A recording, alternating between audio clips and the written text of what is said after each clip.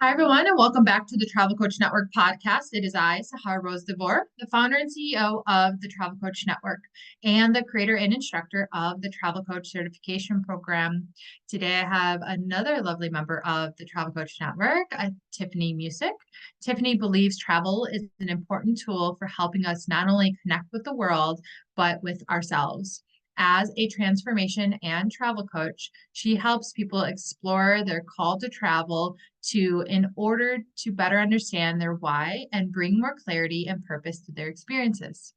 Just as one would put intentional time and effort into the logistical planning of a trip, she helps clients put intentional thought into the mental, emotional, and spiritual preparation for travel.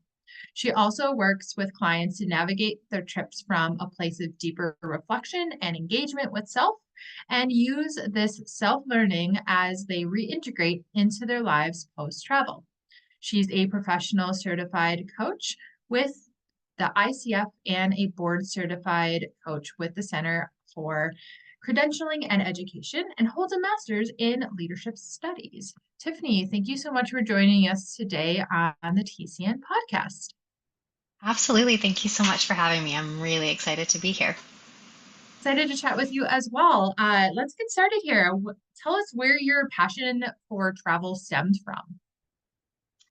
Oh, yeah. So I feel like for me, the seed for the travel dream got planted really young. I did some travel when I was in high school and college and really liked it.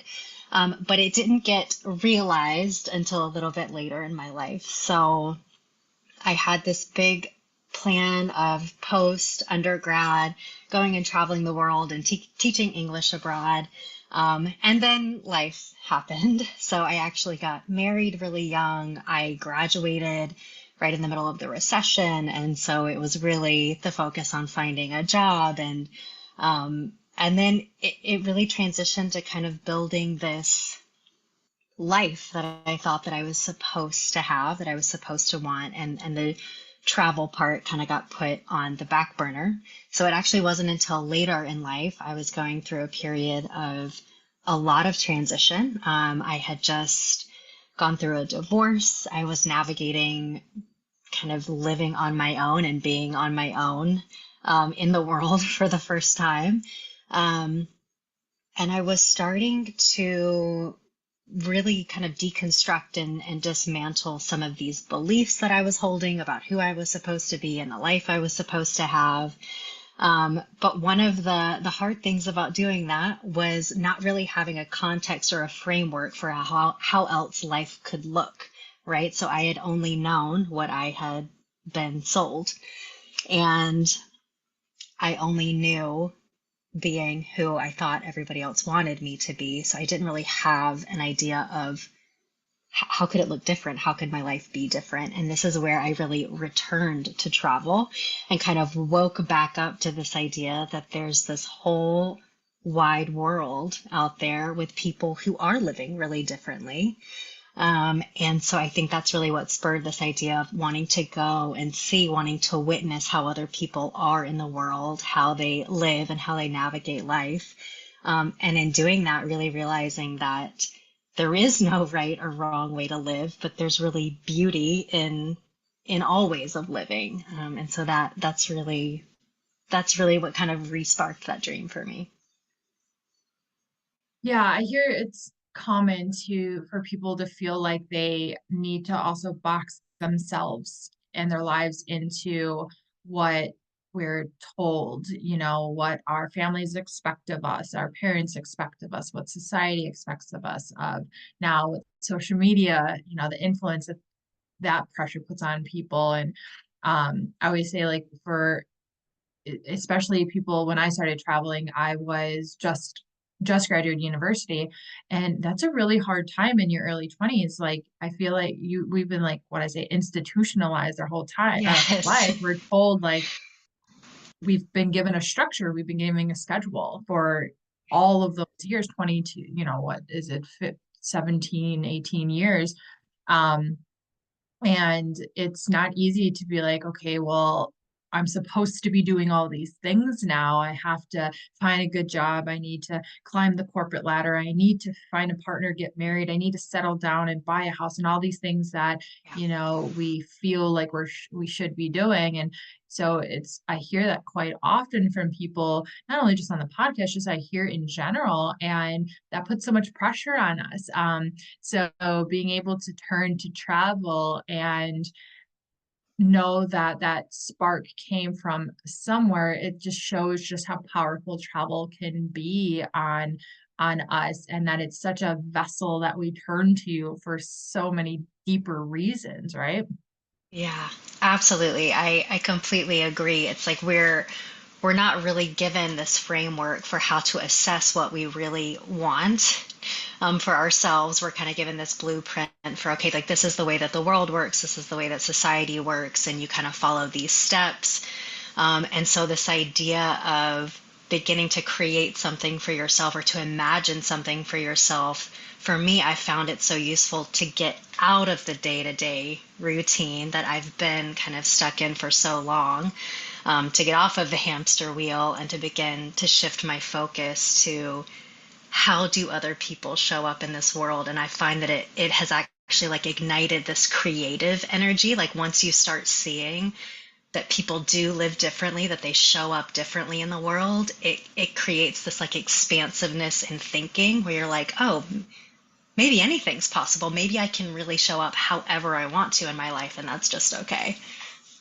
Yeah, I think travel really opens those doors for us, especially being in new environments, breaking our daily routines and our typical habits, creating new habits and new daily routines.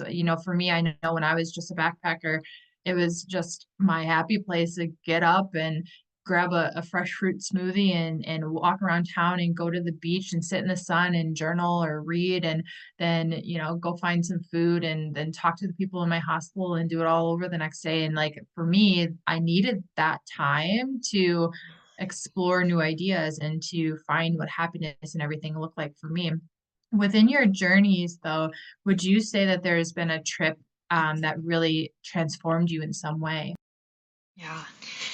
Yeah. I mean, I absolutely think that every single trip that I've been on, no matter how long or short or where it was, has impacted me. And I think that that's the beautiful thing about travel, right? Is that if you're open to being impacted by it, it will impact you. And just kind of like you're talking about, there's so much new stimuli whenever we travel, new environment, new people, that it's kind of hard to not be impacted by it unless you're really closed off to it.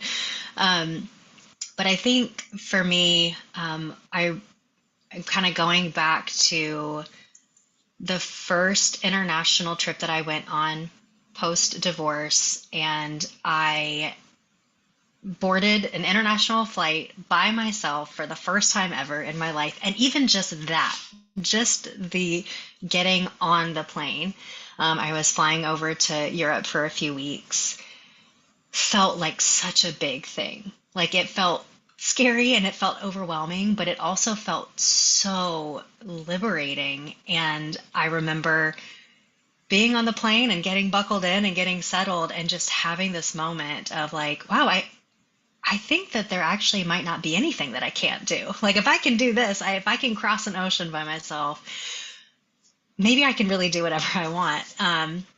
And I ended up meeting with one of my cousins who was living over in Europe at the time, and we had nothing planned for this trip. So I had a ticket to get over to Europe. I had a ticket to return to the US 3 weeks later. I think we had a place to stay for the first night.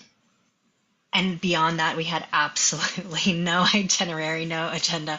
And same thing, right? It was kind of overwhelming, but it was so empowering and liberating to just show up and to see kind of where we were being called or where we felt we were like being drawn, and doing this all very much on a budget, right? We were not living lavishly on this trip, but it just feeling so expansive, there being so much space for us to just kind of notice what felt really exciting or what felt really good for us and to just lean into that.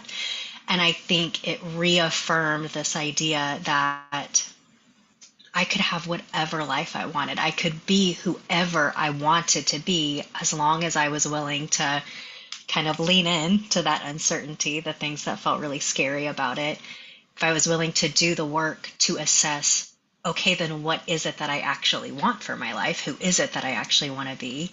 And really kind of own my power and my choice and my agency in making that happen for myself. So that trip was incredibly impactful. And again, I think that that trip was maybe the start of the full realization of the travel dream later in life for me. Yeah, it really is crazy to think just how much travel impacts us and benefits us in so many different ways. So just taking, I mean, I think there's obviously a reason why solo female travel is a big industry and it's such a popular thing, right? I mean, I was a solo female traveler before I even knew there was a whole world of solo female travelers.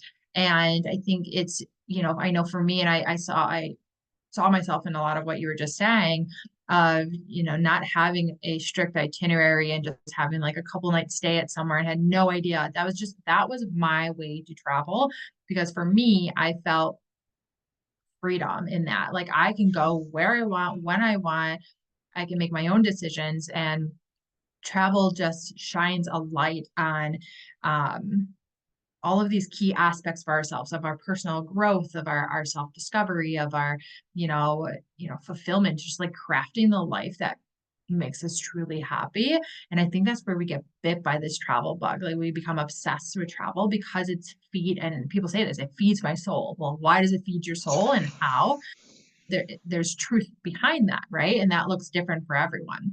So Yeah, in the intro that the bio I read about you, you talked about intentional travel. yeah. And, that's something we talk a lot about in the Travel Coach Network. But you in particular were talking about intentional thought into mental, emotional, and spiritual preparation for travel. Can you share more about that? Yeah, absolutely. So I think like travel for intention for travel, just like intention for anything, it helps us get more out of it, right? So that's not to say that if we don't take time to really think about what we want to get out of travel, that we can't get anything out of it. I think we can always get something out of it, but I think that we get more out of it when we have paused to actually think about what is it that I want from this experience? What is it that's maybe different than what I'm getting out of my day-to-day life? What is it that I'm really wanting to learn, whether it's about the world or it's about myself? How do I want to feel as I travel? How do I want to be different when I return home from travel? So really taking time, and I think again, doing that, just like taking time to think really intentionally about anything in our lives, we're going to get more out of it. And it's going to allow us to kind of engage with whatever it is. So in this case, travel in a way that's more proactive in making sure that I am setting myself up for success and that I'm going into travel really aware of some of the challenges or the pitfalls that are going to keep me from showing up in the way that I want to on this trip. Um, yeah, I think it's just immensely useful, rather than this sense of being really reactive in terms of I'm just gonna I hope that I get something out of the trip versus like no, I'm gonna make sure that I do because I'm gonna really think about how I want to show up as I travel. Yeah, travel, there's underlying reasons why we travel. And this is something that, some people respond to and they say, well, can't we just travel to have fun? Or what if I don't think of it? I just want to go on a trip. Absolutely. I mean, we've been conditioned to just want to go on a trip because the industry hasn't gone the depth in talking about and bringing awareness to the surface.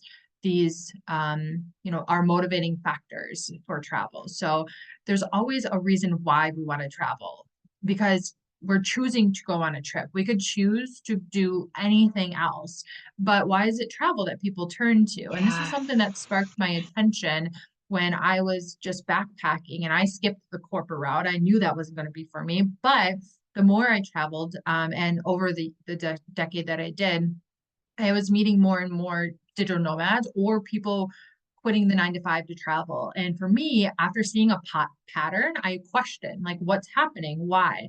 And I asked myself, like, why are people quitting the 9 to 5 to travel? Like, why is it traveling they're turning to? If they're just facing burnout and they're unhappy with the work life, like, why aren't they just quitting to get another job? Why aren't they quitting to sit on the couch? Why aren't they quitting to like play basketball? Like, why is it travel? Yeah. Because, there's something so powerful about travel that people are turning to. So even though we're just going on a trip or just taking a vacation, it's never just a just. Like, there's always an underlying reason. So, for example, we see um, in the messaging sometimes it's an escape or to get away. And okay, well, what are people escaping from? What are they getting Yeah. away from? What are they trying to run to? There's always a reason for what we're looking for. So intentional travel and what we do in travel coaching is just bringing that awareness to the surface of, Yeah. how can we use this trip as a tool, a medium, a vessel for us to achieve whatever goals, aspirations, desires, needs that is causing us to sit there and Google late at night Yeah. flights and like, Yes. trip opportunities or whatever it might be. And that's where travel coaches like yourself step in and you're like, okay, let's pull this from our clients and say, how can we make this trip truly transformative, not just throwing labels on it with, the industry likes to do, but what does it mean to truly have a transformative travel experience and make your just a trip or just have fun, just a vacation be something that can really truly benefit you the most that it can versus just like hoping and wishing that it brings you the change or feelings that you strive for. Yeah, I absolutely. And I think this is part of when we talk about transformative travel, it's the long-term impact of the travel, right? It's not just what's happening on the trip, it's allowing that to continue to show up and to impact you even when you return home from the trip. And so I feel like it's an important distinction when we talk about intentional travel, that that's not creating this rigid action, this rigid itinerary for your trip, right? It's actually just understanding what you're being called to. And so when you talk about like, I just want to go and I just want to be spontaneous, I think spontaneity can be a great intention for a trip, right? But also let's learn if you're craving that so much, what's happening in the day-to-day life that you're needing this sense of going out into the world and being spontaneous because maybe there's kind of a need that's not being filled in the day to day. And so how can you go into this trip inviting more spontaneity, right? Because if we're coming from a really rigid structure or routine, there are some things that can get in the way of us actually showing up spontaneously on a trip, right? Maybe some fear or some rigidity or some limiting beliefs that we hold about how we need to show up in the world. So let's examine those things so that you can show up spontaneously. And then from doing that, how do we bring what you're learning through that experience back home to your life where you're incorporating a little bit more of that spontaneity into the day to day, and maybe it's not feeling so rigid or structured if that's not feeling helpful for you. So yeah, I think that that's an important distinction to make. Yeah, absolutely. So we talked about how people can connect or reconnect with themselves on a trip. Can you give our listeners some examples of what that could look like? Yeah, so like kind of mid trip, like during the trip, how they're connecting. Absolutely. I think that, and again, this is this is true for travel, and this is just I think generally true for life, that the more kind of frequently or consistently you can give yourself the opportunity to pause and to check in and to engage in like some self reflection, self observation, the more that you're going to learn. So one thing that I really like to do, I also really encourage other people to do, is to find or to create a space when you're traveling, and you can do this no matter where you are, um, that feels conducive to doing this self-reflection and self-observation piece. And so it might be finding a place like out in nature. I was just down in Peru, and there was this park overlooking the ocean, just so beautiful but so peaceful. And I would go there in the mornings, and I would just find a spot to sit wherever I was kind of feeling called in this space, and I would just go sit there for a few minutes. So maybe it's a place in nature, maybe it's a cafe, or even a spot that you create wherever you're staying that just feels really warm and cozy and inviting. And just giving yourself some time to pause, to slow down. And I know that that can be hard to do while we're traveling sometimes, especially if we want to go and we want to do everything and see everything, to just make sure that you're carving out these pockets of time to check in and to observe, to like see what you're noticing. So maybe it's, okay, what happened today that felt really surprising to me? Or when today did I feel really alive and energized and excited? Or when today did I feel really just kind of peaceful and content? Or how did I surprise myself today? Or what was really challenging? And maybe I wasn't expecting that part to be really challenging. So it's really just checking in with the experiences that you're having. And I think a big piece of taking the time to check in is this idea of pausing to connect with like the body and the present moment a little bit. So once you've created this space that feels really good and conducive to taking some time to reflect, maybe it's taking a few deep breaths, like let the nervous system calm down for a second. Maybe it's connecting with your senses for a little while. So in this moment, what do I see? What do I hear? What do I smell? What do I taste? What do I feel? Right? Just bringing this, our focus into the present moment. And what am I feeling physically in my body? What am I noticing? What am I feeling? Right? And this is our connection with emotions. So emotions, physical sensations, those two being really one and the same, right? What am I noticing that I'm holding in my body? And this will allow us to connect with the information that our body is giving us versus only the information that our mind is giving us. And there are so many different practices. I think that's where it really comes down to kind of personal preferences and what works for you in terms of what practice feels most useful. But just this idea of, yeah, checking in, like, how are you feeling? What are you noticing?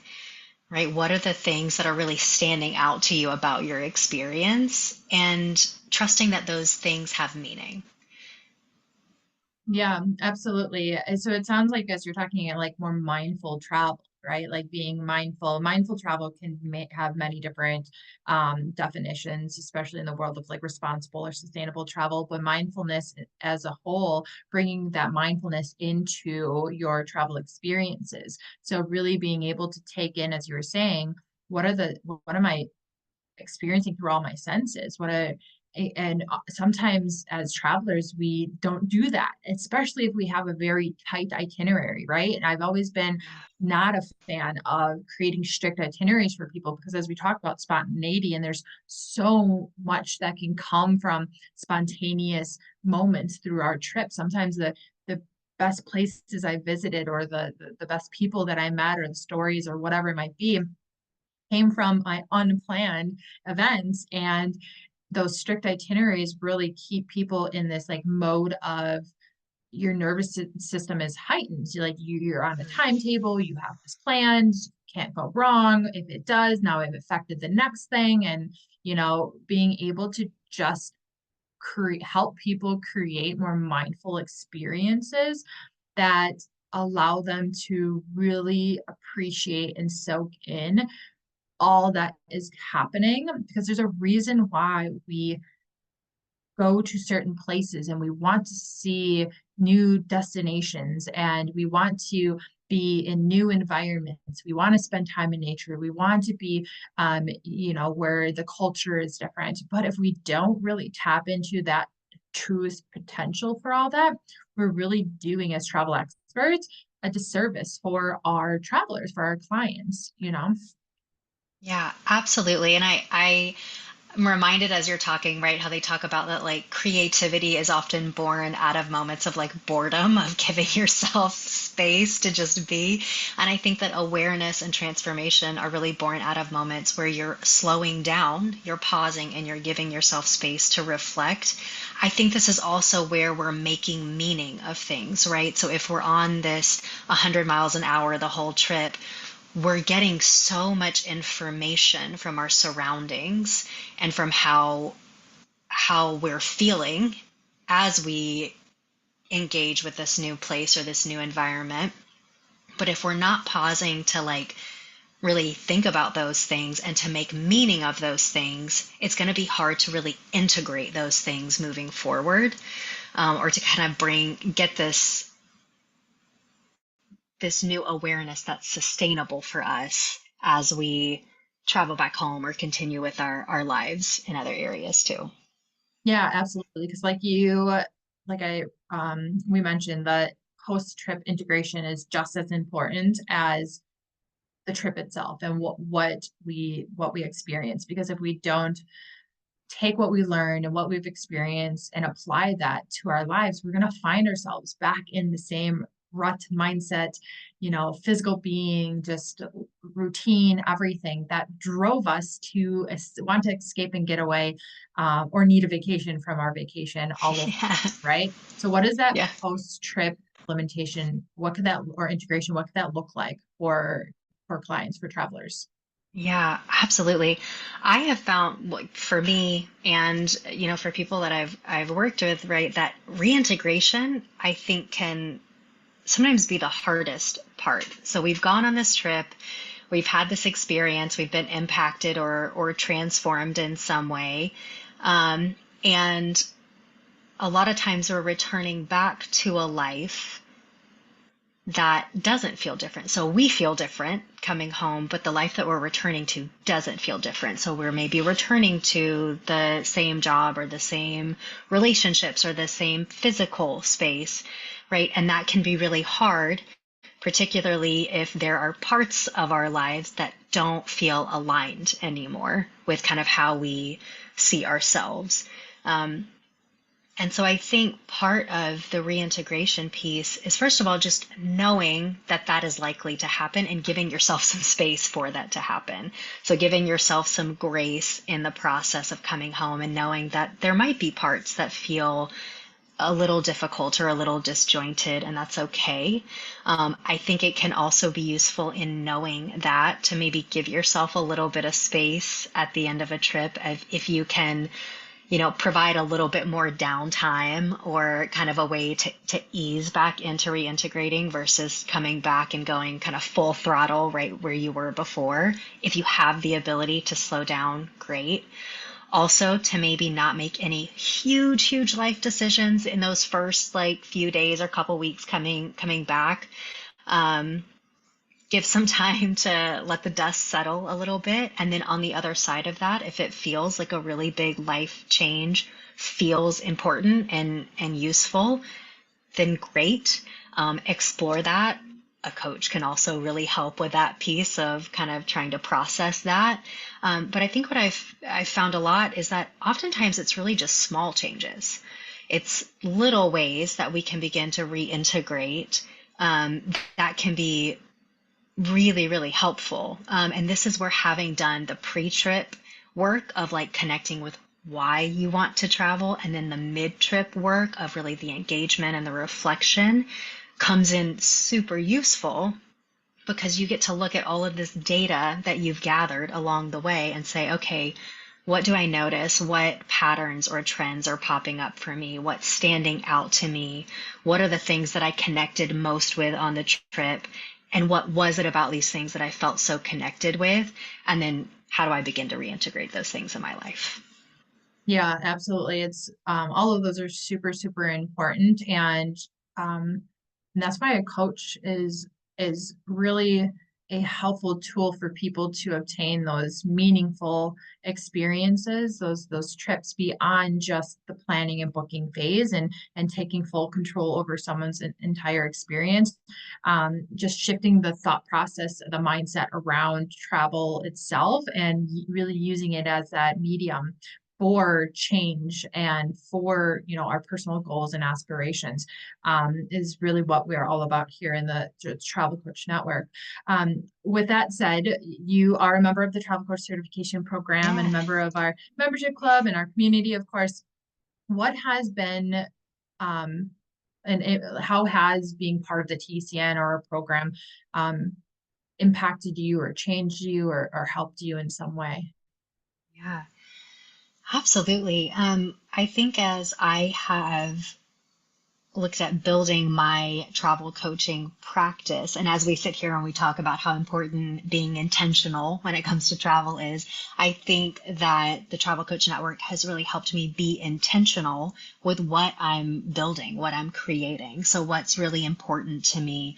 What is my story? What do I want to offer? Who do I want to work with? Right. So rather than this idea of I'm just going to kind of come in and wing it and kind of see what happens, being really thoughtful and intentional about what it is that I'm bringing to my work as a travel coach.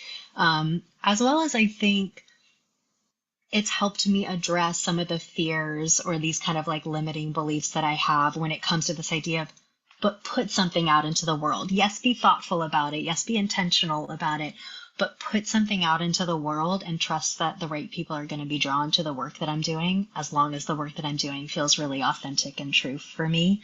And I think that also connecting with other coaches, and seeing the amazing work that they're doing and other travel professionals has been really, really encouraging in this process as well. Yeah, well, thank you. We're so glad that that has helped you in that way. But yeah, we want every single person in our program and our membership to believe that you really truly can create your dream travel business and lifestyle that is authentic to you. We all believe in something different about travel. Travel's impacted us all in such unique ways, and who we want to help and how we want to help people has, a lot of meaning and depth to it as individuals. And being able to believe that you truly can help who you want to help and how you want to help them is something we strive to continuously work with you guys on, and guide you on, and hope that you guys believe in yourself in that, because it really truly is true. Travel is far too powerful and far too meaningful to put boxes around, what we can do as passionate travelers with our knowledge and expertise. And then we're heading towards the end of our episode today. So one of my favorite questions is there a fun fact about yourself that you can share with our audience? It doesn't have to be business or travel related. Yeah. Um, yeah, I love to dance, and I actually came to dance during COVID, kind of oddly enough, where I obviously couldn't travel internationally, but I was wanting so much to still connect with other cultures in some way. And so I actually was like, I'm going to start learning about salsa and bachata dancing, and it has stuck with me. And now it's just such an important part of my like kind of day to day and a week to week life, where every week I'm trying to go out and dance. But I've found that it's such an important like body practice for me of just really connecting with my body. And that's something that I also just really encourage everybody, like find some way of connecting with your body. Like I go dance for an hour or two. I give like my brain this rest time. You can go hang out, and it's just like really, really being engaged with the music and my body and the person that I'm dancing with. So that was a surprising thing that surfaced for me during COVID. That's just continued to have a really big impact, and that has accompanied me in all of my traveling. So that's also something that I noticed is that now whenever I travel, I'm looking for a community of like salsa and bachata dancing, which you can find really almost anywhere. I've been able to find it everywhere that I've been. And it's this way of kind of connecting with a different community as I'm traveling too. I love that.